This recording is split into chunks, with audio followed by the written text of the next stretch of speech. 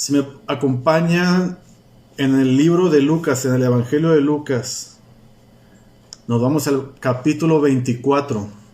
Es un pasaje que ya hemos escuchado anteriormente seguramente, pero es de esos pasajes bíblicos, al igual de todo lo que la Biblia nos muestra. Este es uno de ellos, de esos pasajes que es necesario verlo una y otra vez, porque podemos ver el Evangelio claramente en este pasaje. He titulado a este pequeño sermón como Cristo en el Antiguo Testamento. Y lo que vamos a ver es, adelantándome a lo que vamos a leer, para que lo tengamos en mente y conforme leamos el pasaje podamos ir imaginándonos o visualizando qué es lo que el pasaje está enseñando, ¿verdad? Podemos hacer nuestras preguntas. ¿Por qué actuó Jesús de esta manera, verdad? Aunque no lo leemos, pero para que se imaginen, ahorita que lo estemos leyendo, ¿por qué Jesús actuó así? ¿Qué quiso enseñarles Jesús a estas personas? Y vamos a ver también por qué no lo reconocieron, ¿verdad? Es en Lucas capítulo 24.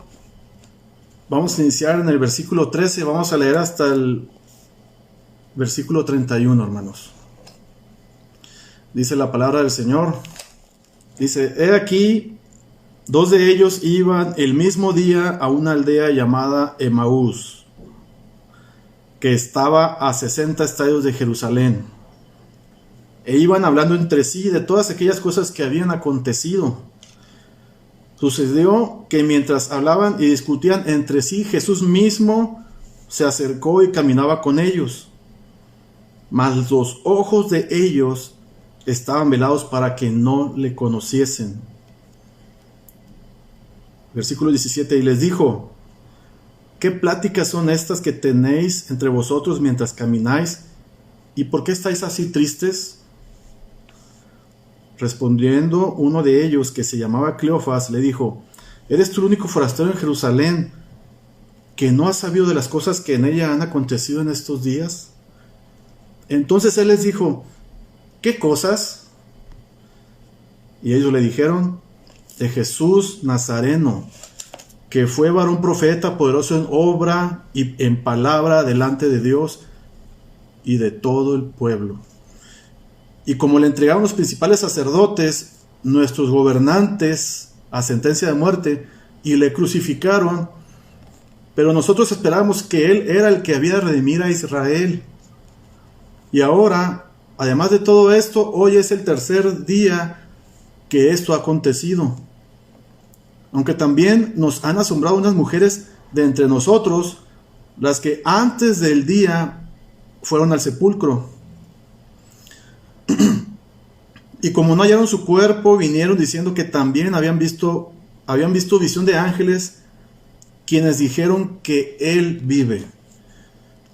Y fueron algunos de los nuestros al sepulcro, y hallaron así como las mujeres habían dicho, pero a él no le vieron. Entonces él les dijo: oh insensatos y tardos de corazón para creer todo lo que los profetas habían dicho. Versículo 26. ¿No era necesario que el Cristo padeciera estas cosas y que entrara en su gloria? Y comenzando desde Moisés y siguiendo por todos los profetas, les declaraba en todas las escrituras lo que de él decían. Llegaron a la aldea donde iban, y él hizo como que iba más lejos. Mas ellos le obligaron a quedarse, diciendo: quédate con nosotros, porque se hace tarde y el día ya ha declinado. Entró pues a quedarse con ellos, y aconteció que estando sentado con ellos a la mesa, tomó el pan y lo bendijo y lo partió y les dio. Entonces les fueron abiertos los ojos y le reconocieron, mas él desapareció de su vista. Acabamos de leer del versículo 13 al 33. Pero el contexto de esta porción del capítulo viene desde el inicio del capítulo 24, donde en aquel día, en ese glorioso día en que Cristo, nuestro Señor, había resucitado, se habían presentado una serie de eventos. Era el primer día de la semana, y ese mismo día, muy de temprano, unas mujeres habían preparado especias aromáticas para ungir el cuerpo de Cristo. El versículo 1 del capítulo 24, estamos todavía en el capítulo 24 de Lucas. El versículo 1 no nos indica el nombre de estas mujeres, pero Marcos capítulo 16 versículo 1 dice que fueron María Magdalena, Juana, María madre de Jacobo y Salomé y otras mujeres. Entonces ellas encontraron la piedra removida, versículo 4, y vieron a dos varones con vestiduras blancas y resplandecientes. Versículo 5, estos varones les dicen a estas mujeres: ¿por qué buscan entre los muertos al que vive? Gloria a Dios. Versículos 6 y 7, estos varones, poco comunes, por cierto, les dicen a ellas: no está aquí, pues ha resucitado. Acordaos de lo que Él os habló cuando estaban entre ustedes en Galilea, les dice, que era necesario que el Hijo del Hombre fuera entregado en manos de hombres pecadores y que sea crucificado y resucitare al tercer día. Ellas, en el versículo 29 lo indica que ellas salen inmediatamente del sepulcro y se van a reunir con los otros 11 apóstoles y les dan la noticia de lo que acaban de ver ellas, ¿verdad? Y la noticia que dieron los ángeles. Los apóstoles, por supuesto, que no creían a esta noticia, inclusive se les hacía exagerado, como lo dice el versículo 11, se les hacía exagerado, aunque el versículo dice que era como locura, dice. Y en el versículo 12 dice que Pedro sale corriendo rumbo al sepulcro, ¿verdad?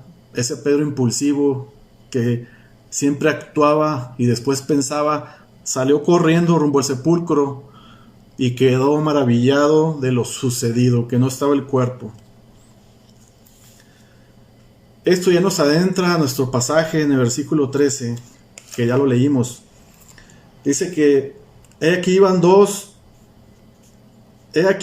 dos de ellos iban al mismo día de lo que todos estos acontecimientos estaban pasando, a una aldea llamada Emaús que estaba a 60 estadios de Jerusalén. E iban hablando entre sí de todas aquellas cosas que habían acontecido. La distancia entre Jerusalén y Emaús era 60 estadios, que en kilómetros estamos hablando de 11 kilómetros entre el recorrido de Jerusalén a Emaús. Y aunque estos dos hombres, Cleofas, uno de ellos, que más adelante lo mencionó el pasaje, Cleofas y su amigo no pertenecían al círculo íntimo de los discípulos, pero también eran seguidores de Jesús.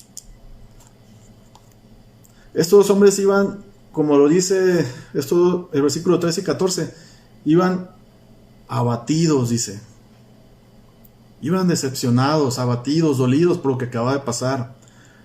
Su Señor había sido crucificado, la persona en quien ellos confiaban que redimiría a Israel. O sea, estos dos hombres, tenían su confianza en que Jesús iba a redimir a Israel, pero no como Jesús les había enseñado. Ellos esperaban que los redimiera de ese yugo romano. Y desde la perspectiva de estos dos hombres, Jesús ya estaba muerto, ¿verdad? Entonces, ¿qué discutían entre sí? Como leímos, ellos discutían lo que había acontecido en ese día. Y discutían, bueno, el maestro fue crucificado, lo vimos, fue humillado el maestro, el Mesías. Aquel que nosotros, en el que creímos que iba a redimir a Israel, fue vergonzosamente expuesto en una cruz desnudo. Nuestro Mesías, ¿verdad? Vimos cuando lo bofeteaban, vimos cuando le jalaban de la barba, cuando se burlaban de él. Y tristemente vimos cuando fue muerto en la cruz. Seguramente eso era lo que ellos platicaban. Y platicaban también acerca de lo que ese día había acontecido, ¿verdad? Pero ¿y qué pasó con las mujeres que no lo vieron? Dicen que unos ángeles le dijeron que había resucitado. Pedro fue y quedó maravillado. que no encontró el cuerpo, ¿verdad? Posiblemente este era lo que ellos platicaban. Pero seguramente también ellos comentaban entre ellos mismos, porque dice que entre sí discutían, entre sí, ¿verdad? Entre ellos. Iban a Emaús a reunirse con sus familiares tal vez. Y decían posiblemente, ¿con qué cara voy a llegar a decirles que el Mesías del que yo les había hablado, que redimiría a Israel, fue crucificado y muerto? ¿Cómo los voy a ver a la cara? Y a eso se refiere con que estaban abatidos, ¿verdad? Estaban desorientados inclusive. Y en el versículo 15 dice que sucedió que mientras hablaban y discutían entre sí, otra vez recalca, y discutían entre sí, Jesús mismo se acercó y caminaba con ellos. El maestro sabía de la confusión que había en el corazón de estos dos, y aún así él se acercó. Ahora, eran seguidores, eran discípulos, y él pudo haberlos tratado duramente, ¿verdad? Pero vamos a ver que Jesús llega y se acerca a estos dos. Y se acerca con la intención de aclarar sus dudas y orientarlos, ¿verdad? De lo que estaban ellos, por lo que estaban pasando. No llegó de una manera dura, no llegó de una manera de castigarlos o sí les habla fuertemente en un momento, pero la intención de Jesús era ayudarlos, ¿verdad? Que disiparan sus dudas en sus corazones. Dice el versículo 16 que más los ojos de ellos estaban velados para que no le conociesen. Ellos no tenían ni idea que era su maestro.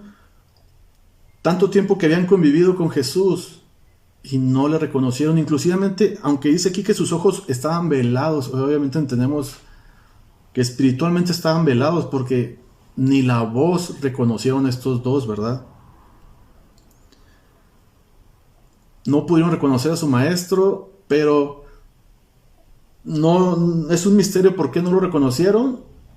Simplemente sus ojos estaban velados, es lo que nos dice el pasaje. Pero sin duda el propósito de Jesús era que, más que ellos lo reconocieran en ese momento, sino que lo que les iba a enseñar. Y una vez que ellos comprendieran lo que Jesús les iba a enseñar más adelante, ellos podrían reconocer a su maestro, ¿verdad? Pero no solamente en una vista física, hermanos, sino por medio de las Escrituras. Dice el versículo 17, y Jesús les dijo, ¿qué pláticas son estas que tenéis entre vosotros mientras camináis? ¿Y por qué estáis tristes? Jesús entra en la conversación de estos dos hombres y se integra, ¿verdad?, en el camino. Y de una manera como tratando de obtener respuesta de ellos, les hace esa pregunta, ¿verdad? ¿Qué pláticas son estas que tenéis entre vosotros? ¿Por qué estáis así tristes? El maestro, por supuesto que sabía por qué estaban así, ¿verdad? Pero él lo usó como para enrolarse en este tema de estos dos que estaban discutiendo entre sí. Dice el versículo 18, respondiendo uno de ellos, que se llamaba Cleofas, le dijo, ¿eres tú el único forastero en Jerusalén que no has sabido de las cosas que en ella han acontecido estos días? ¿Eres tú el único que no sabe de todo esto que ha pasado? Y me encanta la respuesta del Señor, ¿verdad? En el versículo 19. Les dice Jesús, entonces Él les dijo, ¿verdad? ¿Qué cosas? O sea, Jesús, el que había padecido por nuestros pecados y que había sido agredido de una manera horrenda, les dice a ellos, ¿qué cosas han pasado en Jerusalén? Ellos le dijeron de Jesús Nazareno que fue varón profeta. Escuchen las palabras que este Cleofas usó, ¿verdad? Que fue varón profeta, poderoso en obra y en palabra delante de Dios y de todo el pueblo. Ellos ya lo miraban como en pasado, ¿verdad? Que había sido. Pero Jesús los hace que le digan qué cosas han pasado en Jerusalén, porque lo que Él está haciendo es que ellos le expliquen con única intención de Él disipar sus dudas que había en sus corazones.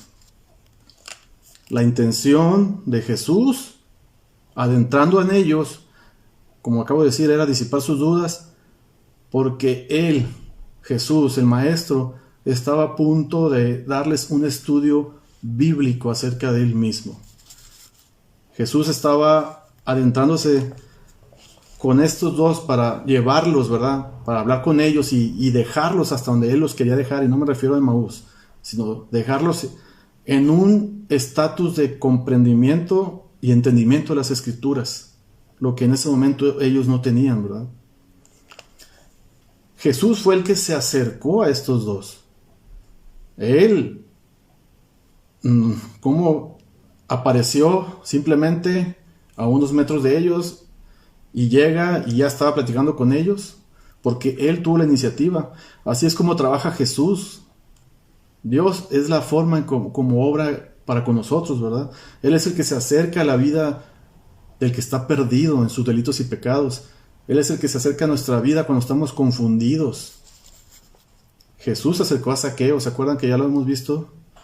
Jesús se acercó a la mujer samaritana. Llegó la mujer samaritana al pozo por agua, ya estaba Jesús. No fue coincidencia, ya sabía Jesús que la mujer samaritana se acercaría a ese lugar, y conocemos esa historia también. Dios envió a Felipe con el etíope, que ese pasaje ahorita lo voy a ver, también se lo voy a mencionar. Viene en el libro de los Hechos, del capítulo 8, versículo 26 al 39. Dios envía a Felipe con el etíope para que le aclare sus dudas, ¿verdad? Jesús fue el que se acercó y eligió a cada uno de los 12 apóstoles.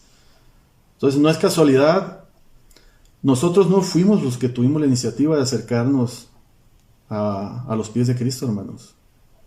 Estábamos muertos en nuestros delitos y pecados. ¿Cómo actúa un muerto, verdad? Un muerto no actúa, no reacciona ante nada. Y así estábamos antes de conocer a Cristo. Dios en su misericordia se acercó y movió todas las cosas para poder acercarnos nosotros a Él.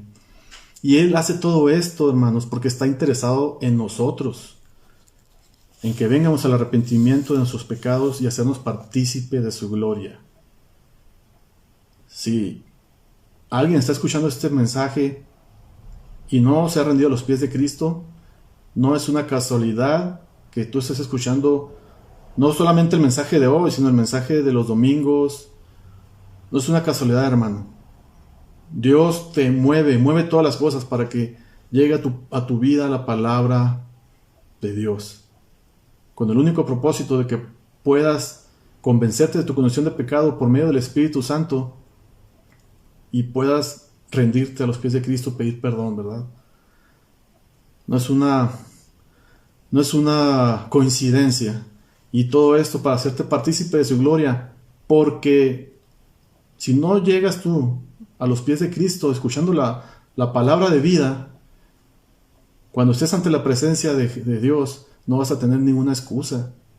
¿Qué le vas a argumentar? ¿Que nadie te habló? Si en este momento estás escuchando y no te has rendido a Cristo, es el momento. Pídele a Dios que te revele su palabra en tu vida y que puedas darte cuenta de cómo estás delante de Él, ¿verdad? Dice, regresando a nuestro pasaje en Lucas 24, en el versículo 21 dice: pero nosotros esperábamos que Él era el que había de redimir a Israel, y ahora, además de todo esto, hoy es ya el tercer día que esto ha acontecido. Estos discípulos esperaban que su Señor rompiera el yugo de la opresión romana, como lo mencioné, y que restableciera el sistema político que había en ese entonces. Ese era el Mesías que ellos estaban esperando. No digo que todos los discípulos lo miraban así, pero una gran parte sí lo miraba así. Y estos dos discípulos, en estos versículos del 21 al 24, que ya leímos, resumieron brevemente los acontecimientos de aquellos días, ¿verdad? Desde luego que todo esto no era una novedad para Jesús, puesto que Él era Dios, ¿verdad? Él había vivido todo esto, pero pacientemente los escuchó hasta que ellos terminaron de dar sus argumentos, ¿verdad? Los dejó que terminaran porque él también tenía noticias para ellos. ¿Y qué noticias?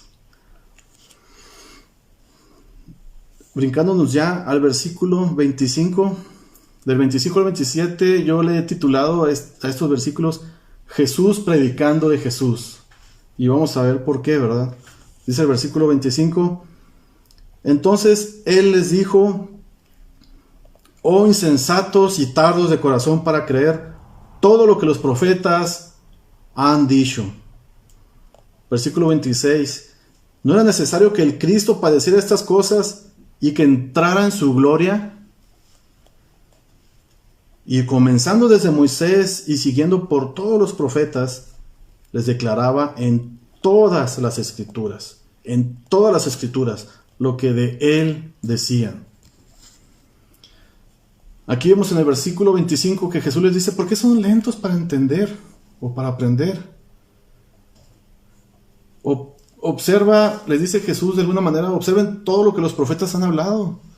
Todos los profetas han hablado con una sola voz. Los profetas no se contradicen. Y todo está registrado en las escrituras de lo que se ha dicho del Mesías. Todo está registrado conforme los profetas habían hablado. Y ninguno se contradecía acerca del Mesías. Todos muestran una perfecta unidad y armonía entre ellos. Todos hablaban del mismo mensaje, la misma verdad. Cristo está iniciando con estos dos un pequeño estudio bíblico acerca de Cristo. Y les está explicando referente a Él, conforme a lo que las Escrituras hablaban de Él. En este momento, y para que comprendamos un poco a estos dos y al resto de los discípulos y los apóstoles, acuérdense que ellos no contaban con el Nuevo Testamento, ¿verdad? Ellos únicamente contaban con el Antiguo Testamento. Pero aún así era suficiente para poder comprender ellos todo lo que los profetas habían hablado acerca del Mesías. Y vemos aquí que Jesús, el mayor expositor, el mayor predicador de la palabra, el mayor predicador que ha caminado sobre esta tierra, está a punto de enseñarle a estas dos personas el mayor mensaje de todo el universo. Jesús enseñando de Jesús. El mejor predicador que ha habido en este planeta, que es Cristo, está a punto de platicar con estos dos y enseñarles, ¿verdad?, lo que las Escrituras dicen acerca de Jesús. Como lo dice el pastor Steve Lawson, Jesús representa la palabra viva que expone la palabra escrita. Está claro que Jesús se ve a sí mismo como el tema central de todas las Escrituras, y así lo es, hermanos. Jesús es el tema central de todas las Escrituras, y vamos a ver una pequeña parte, porque obviamente el tiempo, ¿verdad?, no nos alcanzaría, pero vamos a ver una pequeña parte, y seguramente Jesús hizo lo mismo, porque recuerden que entre Jerusalén y Emaús habían 11 kilómetros. O sea, era una distancia de 11 kilómetros. ¿Qué tiempo habrán tardado conversando acerca de todo esto? Se dice que según una persona de 30 a 35 años puede tardar en recorrer 5 kilómetros en 60 minutos, ¿verdad? Caminando, por supuesto. Entonces probablemente hicieron 132 minutos más o menos, lo que nos habla de 2 horas en promedio. Entonces Jesús no les habló versículo por versículo en todo el Antiguo Testamento, pero sí, como decimos comúnmente, les explicó los principales puntos, ¿verdad?, de todo el Antiguo Testamento. Los puntos más sobresalientes o los puntos que seguramente ellos habían escuchado en su momento. Y en el versículo 27 dice que comenzando desde Moisés y siguiendo por todos los profetas, les declaraba en todas las Escrituras lo que de él decían. Comenzando desde Moisés. Recordemos que Moisés escribió, inspirado por el Espíritu Santo, claro, el libro de Génesis, Éxodo, Levítico, Número, Deuteronomio. seguramente tocó algunos puntos, ¿verdad?, de Génesis. Y continuando con todos los profetas, desde Josué hasta Malaquías, tocó temas en todos estos puntos, ¿verdad? Jesús algo relevante les explicó de todo esto. Porque podemos comprender que desde Moisés hasta Malaquías, todo concuerda. No se contradice uno al otro. Podemos ver la perfecta armonía que hay en el Antiguo Testamento y que nos habla acerca de que solo hay un origen del mundo, como lo dice Génesis capítulo 1, versículo 1, ¿verdad? Que en el principio creó Dios los cielos y la tierra, y que solamente hay una salvación. Como lo explica el libro de Isaías capítulo 49, lo voy a leer. Capítulo 49, versículo 6 y 7. Isaías 49, 6 y 7. Por si me siguen, por favor, hermanos. Dice: poco es para mí que tú seas mi siervo, para levantar las tribus de Jacob y para que restaures el remanente de Israel. También te di por luz de las naciones. Está hablando de Cristo. Para que seas mi salvación hasta el postrero de la tierra, dice. Versículo 7. Así que ha dicho Jehová, Redentor de Israel, el santo suyo, el menospreciado de alma, al abominado de las naciones, al siervo de los tiranos. Verán reyes y se levantarán príncipes y adorarán por Jehová, porque fiel es el santo de Israel, el cual te escogió. Aquí podemos ver que está hablando de Jesús, que iba a ser el Salvador de este remanente, ¿verdad? También en el libro de los Hechos, capítulo 42, versículo 12, nos habla de que solamente hay un camino a la salvación, dice: y en ningún otro hay salvación, porque no hay otro nombre bajo el cielo dado a los hombres en que podamos ser salvos.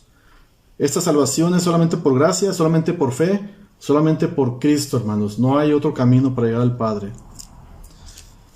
Entonces, podemos ver que el Nuevo Testamento fue escrito con perfecta continuidad del Antiguo Testamento, y que el Nuevo Testamento representa esa luz que nos ayuda a comprender todos los misterios de Cristo que vienen en el Antiguo Testamento.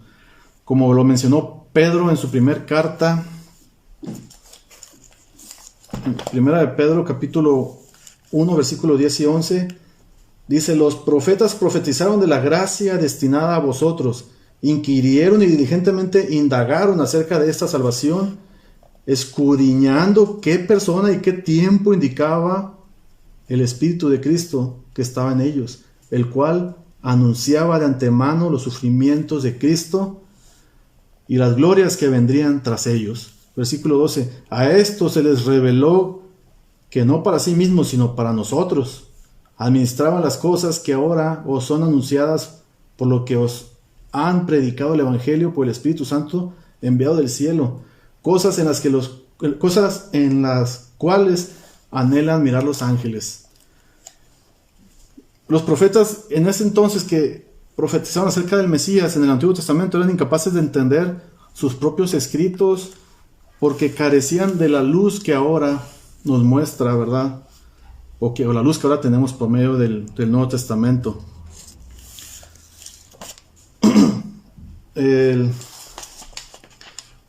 Muchos de ellos se maravillaban inclusive de lo que escribían, de lo que profetizaban.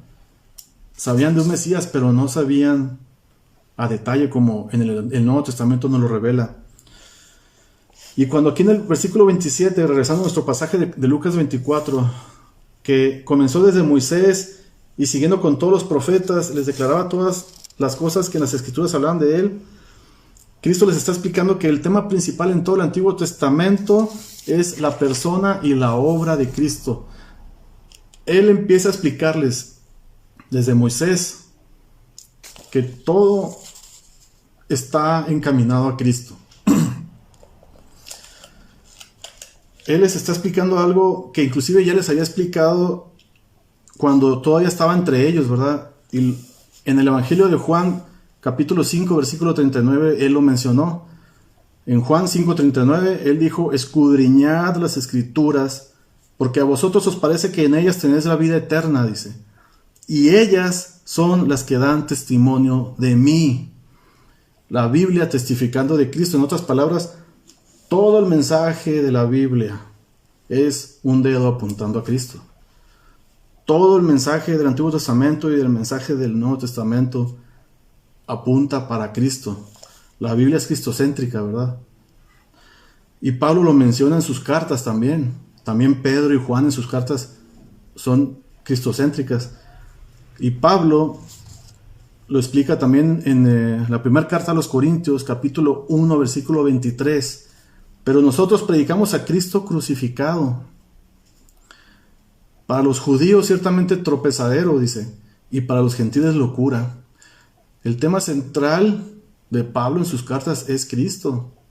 Él siempre se preocupaba porque a las que les escribía las cartas comprendían perfectamente que solamente en Cristo había salvación, que era por Cristo únicamente que podíamos llegar al Padre. Ahora, regresando al versículo 26 de nuestro pasaje en Lucas 24, hay unas palabras aquí muy interesantes que Jesús dijo, ¿verdad? En Lucas 24, 26 dice: ¿no era necesario que el Cristo padeciera estas cosas y que entrara en su gloria? Aquí estas tres palabras donde él aclara, ¿verdad? Necesario que sufriera o padeciera para entrar en gloria. Necesario padecer y en gloria. Jesús se está refiriendo a esos pasajes bíblicos que anunciaron acerca de que era necesario que él sufriera. Pasajes bíblicos del Antiguo Testamento, como ya mencionamos. Y esta es la parte que estos dos discípulos y el resto de los apóstoles habían olvidado, ¿verdad? No se acordaban que Jesús les había enseñado que era necesario que él sufriera estas cosas, que fuera entregado en manos de hombres pecadores para después entrar en su gloria. Ellos lo olvidaron. Simplemente se acordaban de esa parte de que regresaría en su gloria. Por eso es de que ellos esperaban que él redimiera a Israel del yugo romano, mas no que los redimiera de una condición de pecado, ¿verdad? Ahora, ¿en qué parte del Antiguo Testamento encontramos esto? Acerca de que del sufrimiento, ¿verdad? De Cristo. Acerca de que era necesario que él sufriera todo esto. Y lo podemos ver, bueno, repito, ¿verdad? Como lo comenté. No especifica exactamente qué pasajes Jesús les enseñó a estos dos. No únicamente dice que desde Moisés empezó y desde todos los profetas, pero específicamente qué les dijo o qué temas tomó Jesús, no lo dice, pero yo he tomado algunos puntos del Antiguo Testamento que hablan acerca de esto, que posiblemente Jesús tocó ese tema para con ellos. Y el primero que estoy señalando aquí, y que seguramente sí lo tocó Jesús, fue el de Génesis, capítulo 3, versículo 15, donde dice Dios: y pondré enemistad entre ti y la mujer, y entre tu simiente y la simiente suya. Esta te herirá en la cabeza y tú le herirás en el calcañar. Dios mismo explicando o predicando el evangelio al diablo, representado en una serpiente. Dios proclama que el calcañar, que es la parte inferior del talón, que el calcañar de la simiente sería herido, ¿verdad? Debe ser herido. Pero al mismo tiempo, la simiente aplastaría la cabeza de la serpiente. Ahora, en esos momentos, en ese tiempo, cuando pasó esto, después Dios pone vestidos a Adán y Eva. ¿Y cómo lo hizo? Pues tuvo que sacrificar a un animal inocente, ¿verdad? Para eso. Sacrificó a un animal inocente para poder tomar las pieles de este animal y poder vestir a Adán y Eva. Y podemos ver esta parte como un presagio, ¿verdad? Del sufrimiento de Cristo por el pecado. De igual manera, tuvo que morir Cristo por nosotros para cubrir nuestro pecado. En ese mismo libro de Génesis, en el capítulo 22, cuando Dios ordena, no lo voy a leer, lo voy a explicar así sencillamente. Cuando Dios ordena a Abraham que sacrifique a Isaac, Abraham, en obediencia a Jehová, sigue las indicaciones de Dios para sacrificar a Isaac, confiando en que Dios lo iba a librar, ¿verdad? Confiando en que Dios iba a hacer algo. Y efectivamente, Dios preparó todo. Puso un cordero atrapado en el matorral que sería ofrecido por Abraham. Ya lo hemos leído también eso. Y eso también representa un sufrimiento sustitutivo, ¿verdad? También es un presagio acerca del sufrimiento de Cristo, donde Isaac somos todos nosotros. Pero ese cordero atrapado en el matorral representa a Cristo, ¿verdad? ¿Quién debió haber muerto? Nosotros debimos haber muerto por nuestros pecados. Pero Dios, en su infinita misericordia, Él provee ese cordero que es Cristo. Y ese cordero inocente fue sacrificado. Y es que ahora podemos estar tú y yo con una esperanza, ¿verdad? Y limpios de nuestros pecados por medio de Cristo. Si nos vamos hasta el capítulo 2, Éxodo, perdón. En el libro de Éxodo, capítulo 12, nos habla acerca de la Pascua. Ya hace tiempo vimos acerca de la Pascua, ¿no?, con nuestro hermano Cristian. Y se nos enseñó que un cordero debía ser sacrificado y la sangre del cordero debía ser aplicada en los dinteles de la puerta. Debía haber una muerte, ¿verdad?, de un inocente, en este caso el cordero, en nombre del culpable. Ahora, esto también es muy representativo para con nosotros, porque de esa manera, como con la sangre del cordero marcaban los dinteles para que el ángel de la muerte no entrara a ese hogar y matara al primogénito, nosotros hemos sido sellados por Cristo, hermanos. Todos aquellos que nos hemos rendido a los pies de Cristo y le hemos reconocido como nuestro Salvador y Perdonador, estamos sellados por Cristo, ¿verdad? Nadie tiene potestad sobre nosotros, únicamente Dios. El diablo no tiene ningún derecho sobre nosotros. Nosotros pertenecemos 100% a Cristo cuando nos mantenemos en Cristo. Ahora, podemos ver aquí que todos aquellos que estaban dentro de esa casa que tenía los dinteles marcados con la sangre del cordero, bueno, estaban protegidos, ¿verdad? De igual manera, nosotros los creyentes que tenemos en nuestro corazón a Cristo, que hemos sido sellados por Cristo, ¿verdad? Únicamente sufriremos también una sola muerte. Moriremos una sola vez, y esa muerte física, si el Señor así lo quisiere, ¿verdad? Cuando nos llame a su presencia. Los no creyentes morirán 2 veces. Los que no se han rendido a Cristo sufrirán 2 muertes, ¿verdad? Como lo dice Apocalipsis 21:8. Pero los cobardes e incrédulos, los abominables y homicidas, los fornicarios y hechiceros, los idólatras y todos los mentirosos tendrán su parte en el lago que arde con fuego y azufre, que es la muerte segunda. Los que nos hemos rendido a Cristo estamos esperando una sola muerte y después esperamos la vida eterna.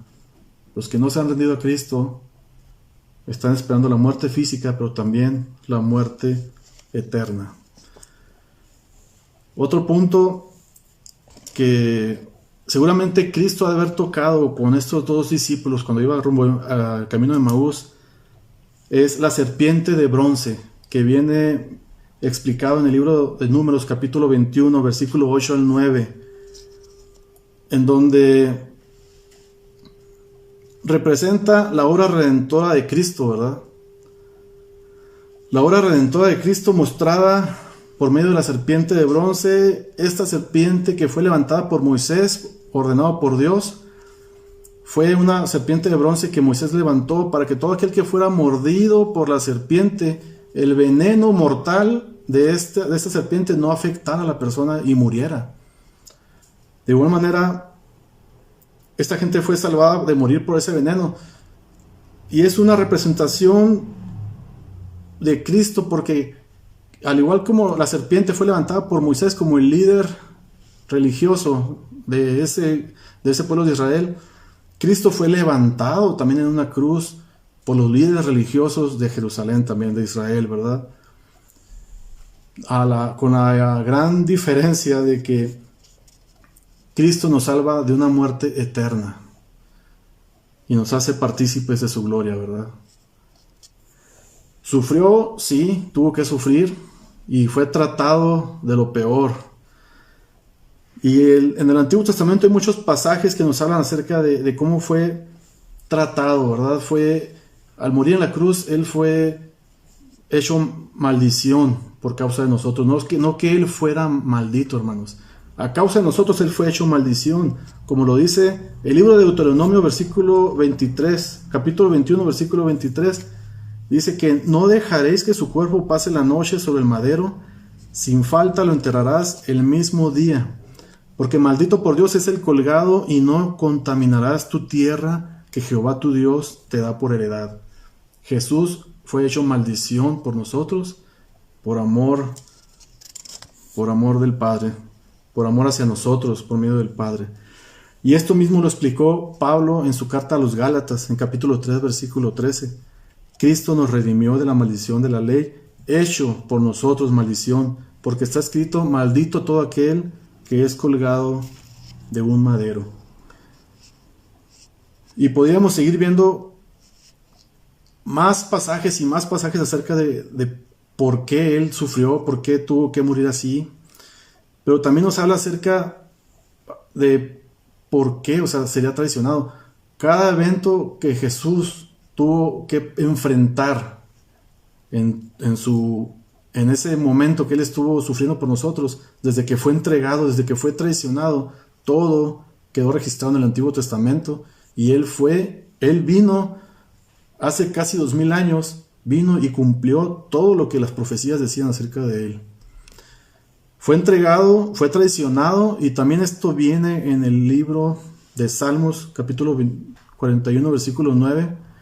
Dice que aún el hombre de mi paz, en quien yo confiaba, el que de mi pan comía, alzó contra mí el calcañar, refiriéndose a Judas, ¿verdad?, que metió el pan en su plato, como Jesús lo dijo. Y Zacarías, capítulo 11, versículo 12 al 13, profetizó acerca de que sería entregado o sería traicionado por 30 piezas de plata. Podemos ver que el sufrimiento de Cristo, profetizado en el Antiguo Testamento por cada uno de los profetas, está todo en armonía. Ninguno se contradice, ninguno dice algo diferente. Todos hablan de lo mismo, y aunque lo explican de diferente manera, todos hablan de lo mismo, ¿verdad? Ninguno habla algo diferente. También sobre el sufrimiento lo podemos ver en Salmos, en el libro de los Salmos, capítulo 22, versículo 1. Cuando Jesús estaba en la cruz, ¿se acuerdan? Él dijo estas palabras y las dijo en cumplimiento de esta profecía. Dijo: Dios mío, ¿por qué me has abandonado? ¿Por qué estás tan lejos de mi salvación y de mis palabras, de mi clamor? Mas yo soy gusano y no hombre, oprobio de los hombres y despreciado del pueblo. Todos los que me ven me escarnecen, estiran la boca y menean la cabeza, diciendo: ¿se encomendó a Jehová?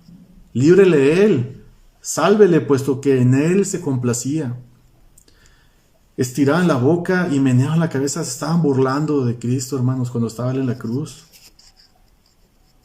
Se estaban burlando, y antes de subir a la cruz, cuando le jalaban la barba, le decían: profetízanos, ¿quién te ha pegado?, ¿verdad?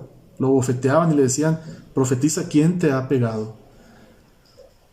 Fue expuesto a burlas, fue expuesto a humillaciones, cumpliendo Él todo lo que el Antiguo Testamento hablaba acerca de Él, ¿verdad? Fue despreciado y fue desechado también, como lo dice en el libro de Isaías, capítulo 53, versículo 3 al 5. Despreciado y desechado entre los hombres, varón de dolores, experimentado en quebranto, y como que escondimos de él el rostro, fue menospreciado y no le estimamos. Ciertamente llevó él nuestras enfermedades y sufrió nuestros dolores. Nosotros le tuvimos por azotado, por herido de Dios y abatido, mas él herido fue por nuestras rebeliones, molido por nuestros pecados, y el castigo de nuestra paz fue sobre él. El castigo de nuestra paz fue sobre él. Por su llaga fuimos nosotros curados. Hoy tenemos una paz porque nuestro castigo fue sobre Él, hermanos. ¿Qué paz? ¿Qué paz es esta? Pues la paz entre un pecador y entre Dios. Porque entre Dios y el hombre había una distancia muy grande a causa del pecado. Y no había manera de que a nosotros, a la humanidad, se nos ocurriera cómo podemos acercar a Dios. Vaya, ni siquiera pensábamos acercarnos a Dios. Pero en su infinita misericordia, Él ideó todo un plan para poderlo lograr.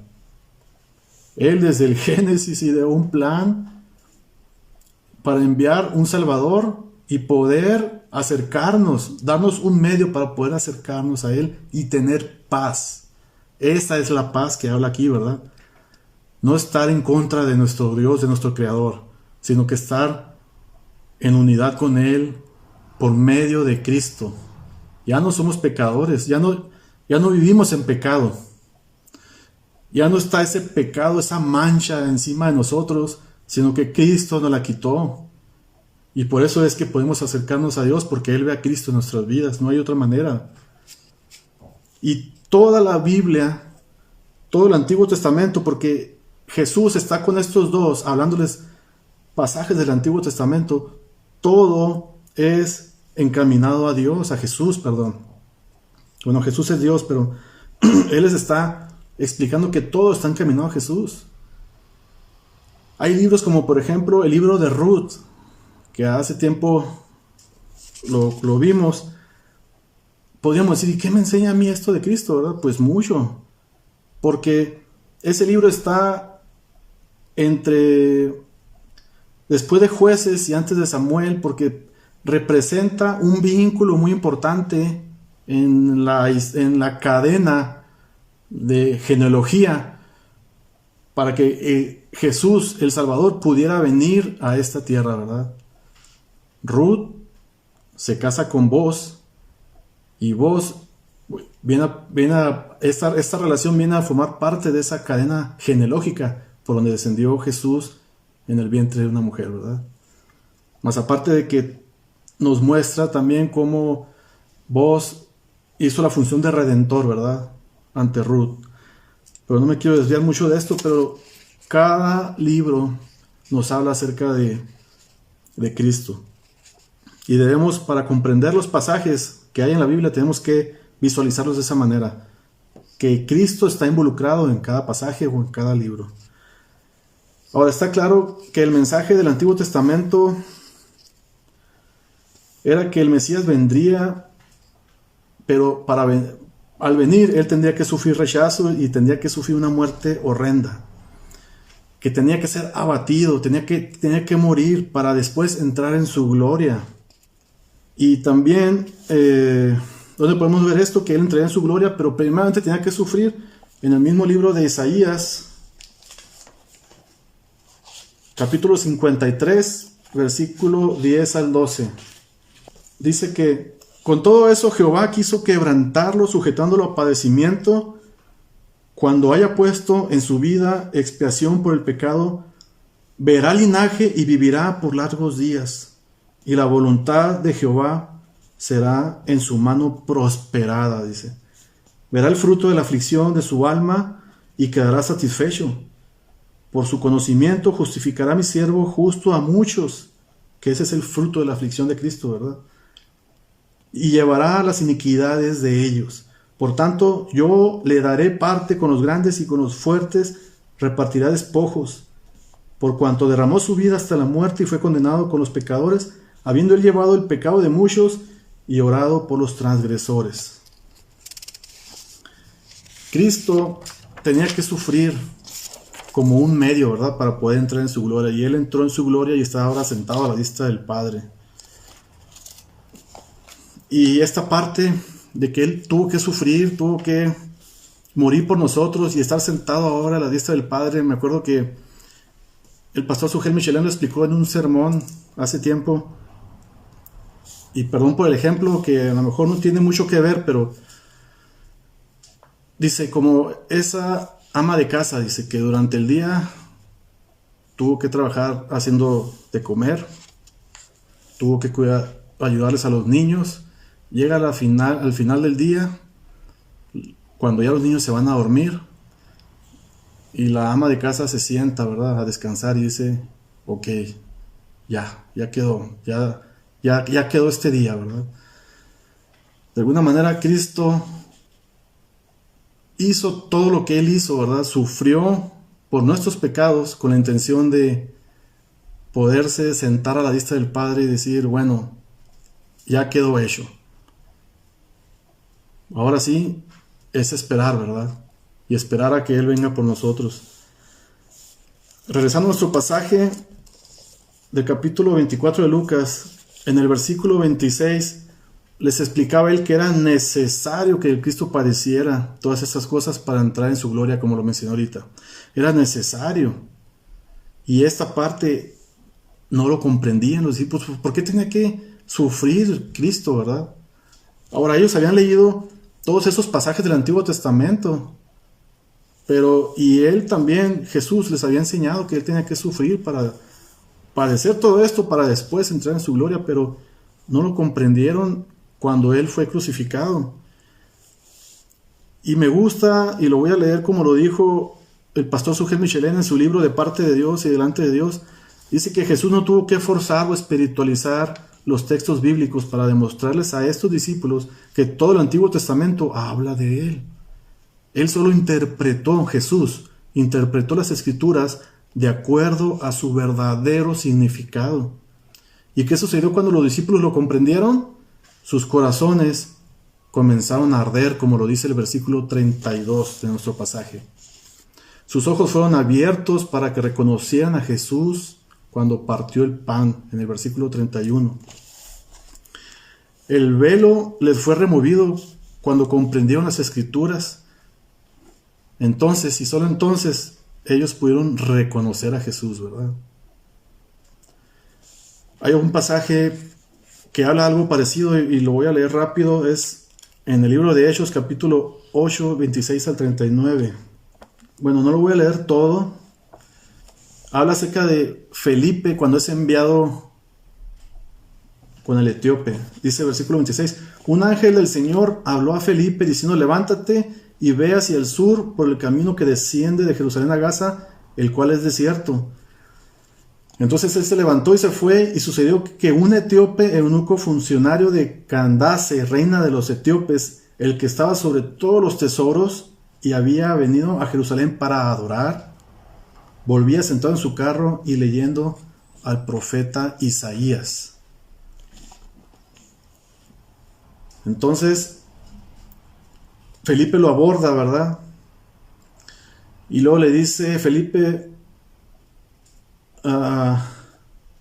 se acercó y acudiendo Felipe lo oyó que él leía el profeta Isaías y dijo, ¿qué entiendes de lo que lees? Le dijo el etíope, ¿cómo podré si alguno no me enseñare, verdad? Y rogó a Felipe que subiese y se sentara con él. Y el pasaje de las Escrituras que leían era este: como oveja a la muerte fue llevado, y como cordero mudo delante del que lo trasquila, así no abrió su boca. En su humillación no se le hizo justicia, mas su generación, ¿quién la contará? Porque fue quitada de la tierra su vida. El pasaje que estaba leyendo el etíope aquí era Isaías capítulo 53, versículos 7 al 8. Pero el etíope no lo comprendía, ¿verdad? ¿Por qué? Porque no tenía conocimiento de Cristo y necesitaba conocer a Cristo y saber que el pasaje hablaba de Cristo. Algo muy parecido, ¿verdad? Dios se acerca a la persona en dudas, en confusión. En este caso envió a Felipe. Ya no es Jesús, ¿verdad? Sino es Felipe quien se acerca por el Espíritu Santo y le muestra. El etíope creyó a la palabra, creyó a Cristo y se bautiza, ¿verdad? En la actualidad, hermanos, sucede lo mismo. Ya no es Jesús el que se va a acercar físicamente Jesús a las personas, sino somos nosotros, o es el Espíritu Santo más bien por medio de nosotros acercándonos a las personas y mostrando el Evangelio. Y eso es hacer la voluntad del Padre Y eso es lo que debemos de hacer todos, incluyéndome también yo, claro. Empezando por mí, acercarnos a las personas, guiados por el Espíritu Santo, llenos de la palabra de Dios primeramente, llenos de oración, y que Él hable a las personas por medio de nosotros. Jesús proveyó la clave para que ellos puedan interpretar toda la Biblia. Lo hizo con estos dos de nuestro pasaje de Lucas, lo hizo con el etíope. Y la manera como ellos pudieron comprender estos pasajes bíblicos era colocando a Cristo en el centro de la historia redentora, y el significado de los textos bíblicos fueron abiertos ante sus ojos, ¿verdad? Ahora bien, ya para terminar, si regresamos a nuestro pasaje de Lucas capítulo 24, dice el versículo 32, y se decían el uno al otro, ¿no ardía nuestro corazón en nosotros mientras nos hablaba en el camino y cuando nos abría las Escrituras? ¿No ardía nuestro corazón? ¿Quieres que tu corazón arda por Cristo, hermanos? ¿Quieres tener un celo por Cristo? Que ya no haya esa tibieza en tu corazón. Yo te invito, si es que no lo haces, ¿verdad? Lee las Escrituras colocando a Cristo en el centro, porque la Biblia es cristocéntrica, y deja que Jesús te muestre a sí mismo. Y lee el Nuevo Testamento y te va a dar la luz de muchos pasajes del Antiguo Testamento. Entonces lo importante es ver a Jesús en toda la Biblia. Los sermones o los temas que vemos los domingos y los miércoles, todo lo que se ve es cristocéntrico. Cristo es el centro de los temas que vemos cada miércoles, cada domingo. Todo va encaminado a Cristo, ¿verdad? Ahora pide a Dios que despierte ese deseo en tu corazón de estudiar la Biblia, no solamente leer, de meditar en las Escrituras. Como lo dijo Pedro en su primera carta, capítulo 2, versículo 2. Desead como niños recién nacidos la leche espiritual no adulterada, porque por ella crezcáis para salvación. Desead como niños recién nacidos, ¿verdad? Imagínense ese cuadro, cómo son los niños recién nacidos cuando la mamá les da pecho, que le ponen una frazada, una cobijita bonita, ¿verdad? Con dibujitos. El niño recién nacido no le interesa la cobija, hermanos, no le interesa lo que lo cubre. Al niño recién nacido lo que le interesa es alimentarse por medio de su mamá. A nosotros que nos interese únicamente alimentarnos por la palabra de Dios, poniendo a Cristo en medio de todas las Escrituras, de toda la Biblia, de todo el Antiguo Testamento y el Nuevo Testamento. Y confiemos en que todo esto que estamos estudiando nosotros, este libro que se llama la Biblia, confiemos en que es la verdad y está inspirada por Dios. Y Pablo lo dijo, ¿verdad? Se lo dijo a Timoteo en su segunda carta, capítulo 3, versículos 16 al 17.